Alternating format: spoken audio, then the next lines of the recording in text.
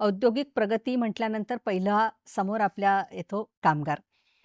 राज्य शासन कामगारांच्या सर्वांगीण विकासासाठी नेमकी कोणती व्यापक अशी भूमिका आता घेणार आहे?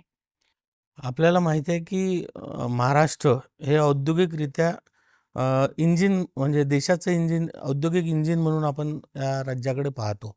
आणि हे सगळं होत असताना कामगार हा उत्पादनाचं साधन नसून तो एक विकासाचा भागीदार म्हणून आपलं राज्य सरकार कामगारांकडे पाहतो.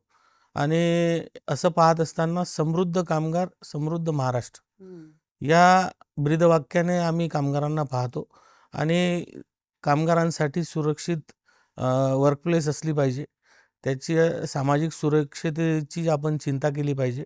त्याच्या सर्व न्याय हक्कासाठी आपण चांगले कायदे तयार केले पाहिजे आणि सर्व दृष्टीने कामगाराला आपण संरक्षित केलं पाहिजे.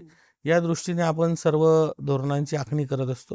आणि जर कामगार सुरक्षित राहिला, कामगार सुखी राहिला, तर हे महाराष्ट्र प्रगती करेल. या दृष्टीने आम्ही कामगारांसाठी काम करतो आहे.